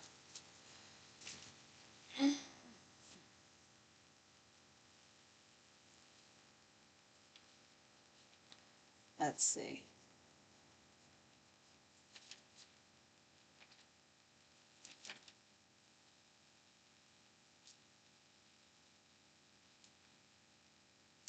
I don't know. I've got like 15 minutes left. I feel like 15 minutes is rushing to do another episode, especially if I get on a kick about something. Uh,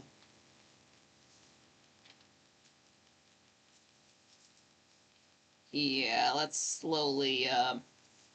Don't want to push any farther than I. Thomas Collins says he likes my style. Yeah, thank you. It's kind of try to keep it chill. It's as much as I think I should have played a character on my own channel in front of people. I never did that. I just sort of came on as myself, and sometimes I think that was a bad decision, but I can't change it now, so I just have to just be as I am.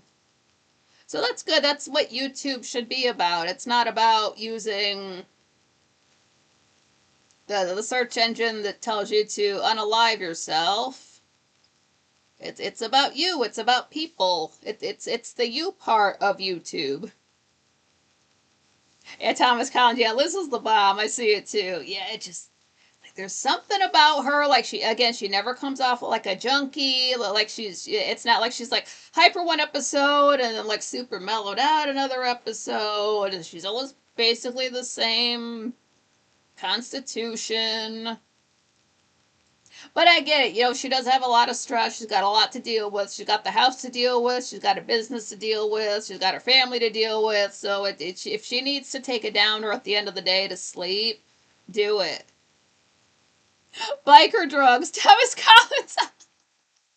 It wasn't like a bag of the blue. She wasn't Breaking Bad or anything. It was a downer.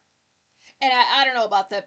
You can't really see the pill, so I couldn't tell you what. It's not like she was giving her a Tylenol. So I don't know what kind of prescription downers you could get in 1966, but she takes them frequently. That they can't hurt her, so it must be a low melody. Maybe Liz has to take more, but she realizes Victoria comes from an orphan area, the foundling home. She's not going to be. They weren't filling those kids full of drugs. Victoria doesn't seem like a partier. Like she might. She doesn't even seem like a drinker. We've Has she even had a drink yet on the show? Like if she does, like go to the Blue Whale, she might have a drink, but she's not the type to be falling out, getting sloppy drunk. She keeps herself together. She's a respectable girl. So take this pill. Oh, let me mark down where I stopped. Yeah.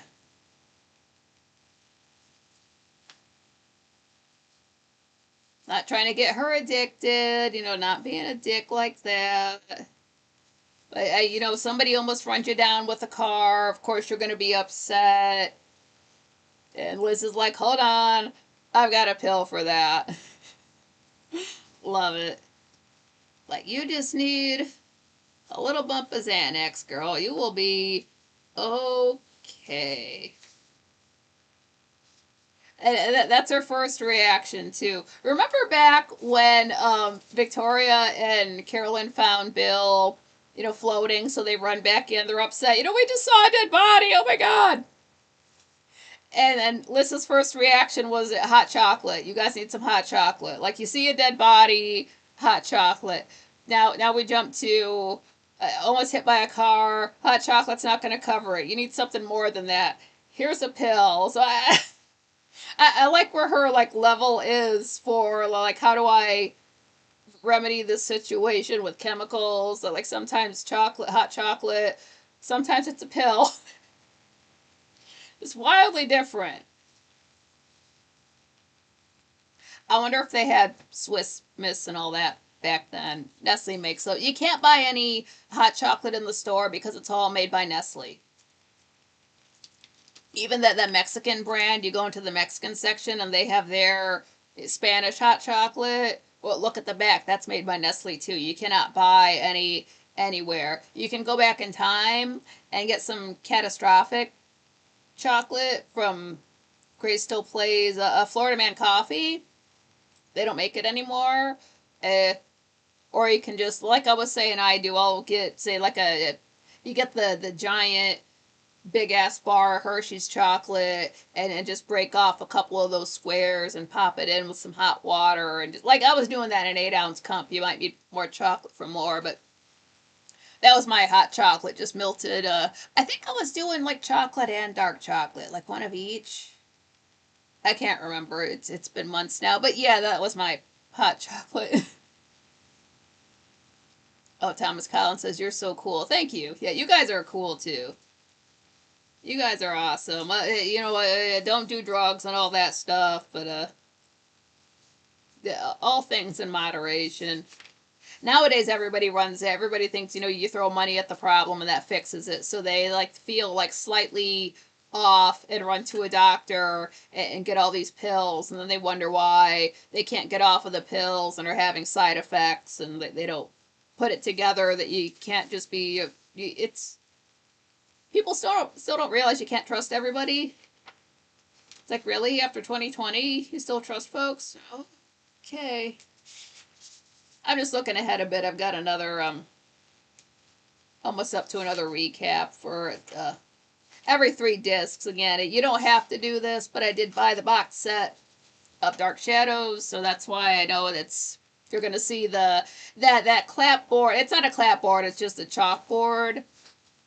They stopped showing that before every episode as soon as we get to episode 210. And it's only cute because, like, every so often you can see other actors sometimes in the background, and they're just a little bit more, like, fidgety than they are when they're acting. So just, like, where they're looking, it's like, oh, you're being a person and not being the characters. And I think, like, for maybe the Valentine's Day episode, it's Victoria's just like sitting there, just on the floor, just like cute little pose, just holding up the clapboard. Sometimes it's one of the actors in the scene. Sometimes it's like one of the crew holding it up. You can just tell by what they're wearing. It's just interesting to get that little bit of extra, like a behind the scenes view that is just not available publicly. It doesn't affect the show at all. It's just some extra stuff you get to see. And I realize the box set is an investment. I don't want to know what it's up to now. It was just north of 400 when I bought it a couple of Mays ago. Since it is getting into the time of year for Thanksgiving and like Black Friday and all that stuff, I would wonder if Amazon would be having a sale, or I don't know how you shop at Amazon, if you have some kind of discount for you. If you have a discount going on and you really like Dark Shadows and want to get the box set, get it at a discount. Get it at a discount, because somebody in the comment section was saying they paid $160 for it, and I was like, oh my god, I can't believe it was that cheap at one time. So if you can get it cheaper than for whatever it's listed as, do that. Because what if the power's on but the Wi-Fi's out? Gotta handle your addiction. That's why I like playing Minecraft That's why I don't have a wireless mouse, so I don't have to turn on the Bluetooth, so I can play it not on the Wi-Fi. Yes, it doesn't. Minecraft's default skin is not Steve, and I think that's a problem. The default, it's some dude with dark skin and a red shirt, like you're gonna get killed in Star Trek. So bad vibes right from the start. But that's how my character always looks. If I want my Steve skin, I have to be on the Wi-Fi. I never play that way. If I went live, it would be a Steve skin, but it's I haven't streamed Minecraft yet.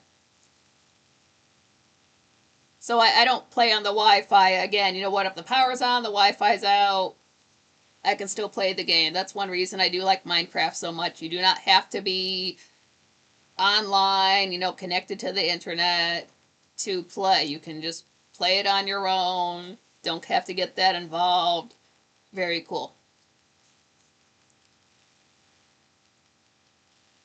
Oh, Thomas Collins, intuition, Valium, and think ahead. Yeah. You gotta have your uppers and your downers. You never know what life's gonna throw at you. Oh, man. Yeah, my voice kind of went out a bit. It's okay. Maybe I should have made tea. But yeah, thank you guys for having a couple of extra hours on a Saturday. Thanks for dealing with all of the technical difficulties. It was only 2 episodes. I'm gonna, make the other one private, so it's just this. So hopefully this is around 2 hours, and it didn't mess up with the audio. If it did, I'll cover that next week. Again, next week, Thursday. There was not Quite Frankly. I checked Quite Frankly TV to double check, so I couldn't hear anything at the Thursday show. And it does say off for Thanksgiving, so that means I'll be on Thursday for balcony chat. It won't be a Dark Shadows review. We'll just be kicking it, talking about just it and anything you guys want to talk about, really. I kind of like those loose shows where we just I just kind of go with the chat room and see what's going on, and we just talk about just any. One day we just got on about like music and concerts everybody went to back in the like 70s and 80s, and my first concert was this, and then my first concert was that. So it's stuff like that. Oh, Thomas Collins, coffee, cigarettes, and weed. I got what I need. Nice. Get off those cigarettes, man. That's how you have a heart attack. So yeah, smash the like button if you haven't already. That helps out the channel. Thank you for the subscribes. I want to get to 999 subscribers and just float right underneath that monetization. I like the number 9. I like 99 anyway, so that would be fun to just see that. Like, nope, we're good. We're good like this. Nope. And I will see about this handle bullshit. Can't believe they did that to me, bro. Don't handle me, screen name me. So now I get to go through. I don't know if Frank mentioned trying to get that sorted out for his channel. So I get to find out what that's like for myself. Great. This was probably the first thing I've had to reach out to YouTube about.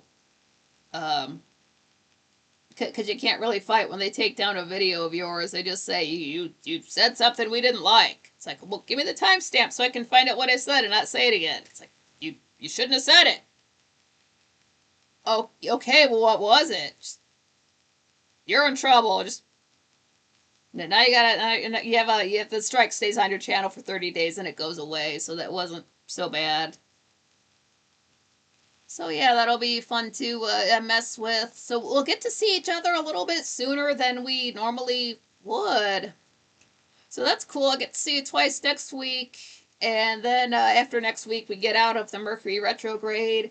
Don't have to mess with that again until like late February. Sun won't be, it'll be Pisces by then. So it's a long ways off.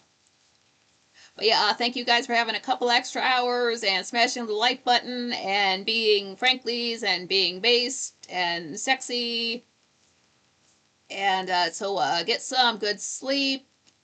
Eat for me. Eat an entire extra plate of food for me. Do that on Thanksgiving. Make a whole ass plate. Eat that. You can serve yourself twice and smash that a second time, and I'll get the calories vicariously through you. That'll that'll work out.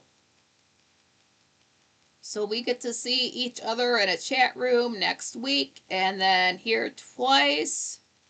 That'll be fun. And a happy birthday again to my brother. I know he's probably not watching. He's probably doing birthday stuff. I hope he got to have cake. I didn't even think about that. So I love seeing all you guys. Thank you for giving me a platform where I can do what I've always probably meant to be do. You get to this point in life, and I guess everything's happening the way it's supposed to. Because I didn't plan anything. I just sort of fell into it, and then this is working out. So you guys are making this fun. You guys make it worth it. You guys make all of the hassles and trouble worth it. So thank you guys. I love you guys. You are the best. Make all the bad times worth it. So thank you for being here for me so I can be here for you. And I will see you in a chat room next week. Check out some Dark Shadows. Links for that are in the description for this show and for the channel. There's also the way to change your handle. I've got that in the description as well. I'm going to have to keep that in the description for a while. That's okay. So check out some Minecraft. Watch Clue. I don't know about that coffee creamer, though. Ugh. But again, love seeing all you guys. Take it easy. Have a great night. Until next time.